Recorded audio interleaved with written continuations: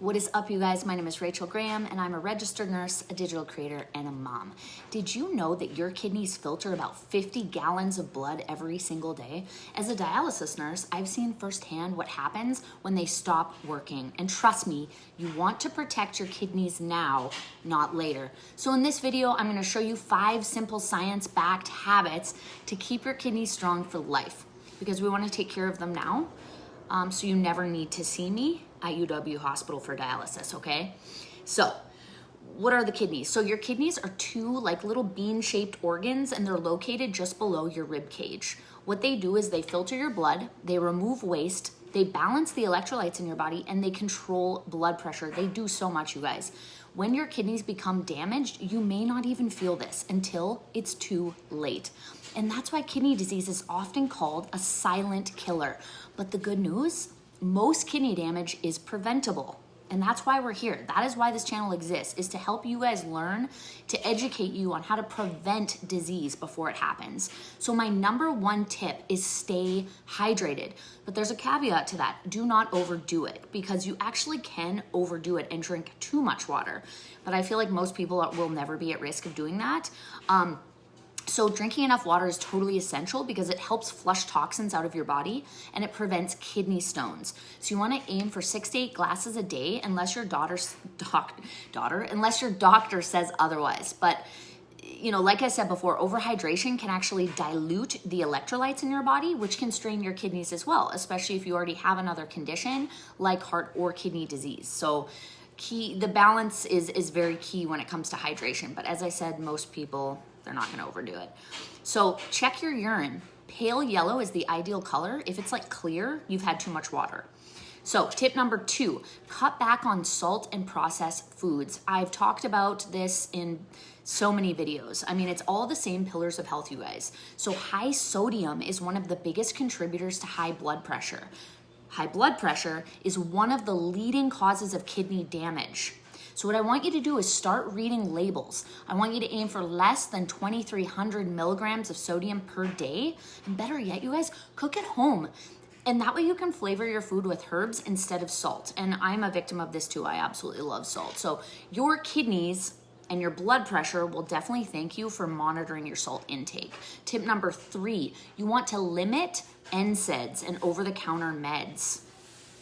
So I mean, this one is kind of difficult to do. I mean, to take too many NSAIDs, you'd have to take a lot, but definitely notice if you've been taking a medication every single day, like ibuprofen, naproxen. Those OTC meds can damage the kidneys if they're used too much. So what happens is these drugs actually reduce the blood flow to those kidneys, especially if you're dehydrated or you have existing health issues. So you always want to use with NSAIDs the lowest dose possible for the shortest time frame possible. And if you're feeling like you're using them a lot, definitely talk to your provider, okay, you guys? Tip number 4, control blood pressure and blood sugar. I already talked a little bit about blood pressure, but diabetes and high blood pressure, they are the top 2 causes of kidney failure in the United States. So to keep both under control, you want to incorporate regular exercise into your lifestyle.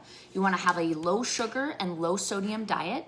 You want to make sure you're going to your provider regularly for checkups, because even like slightly hypertensive over time, it can become a major problem, you guys. So don't sleep on the blood sugar and the blood pressure monitoring. Tip 5, get your kidney function checked, you guys. I mean, I tell everybody this, like all my friends, like a simple blood test, so eGFR, and a urine test for protein can tell how your kidneys are doing.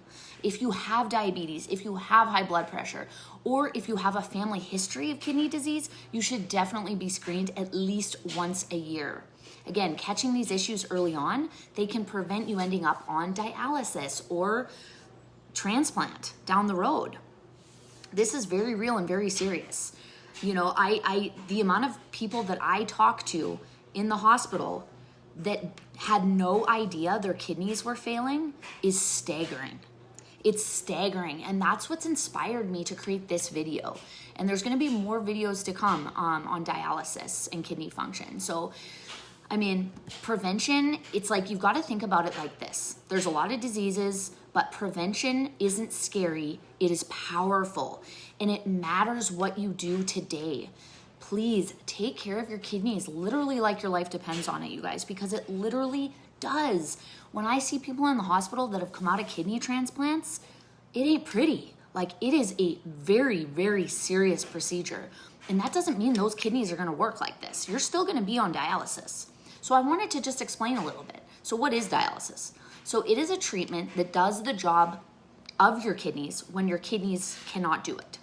So what do healthy, normal kidneys do? Well, they filter waste and toxins and extra water from the blood. So what that does is it helps balance your body's fluids and your electrolyte levels. When is dialysis needed? So when your kidneys lose about 85 to 90% of their function, or you have severe kidney failure, which can happen like in an acute kidney injury. So what does dialysis do? So it removes waste products like urea and creatinine. It gets rid of extra fluid, and it helps balance minerals, like I said, sodium and potassium. Potassium is really big. So there's two different types of dialysis. There's hemodialysis, which is the most common type. That's where this machine pulls your blood out of your body. It filters your blood through the machine, and then it returns your blood to your body.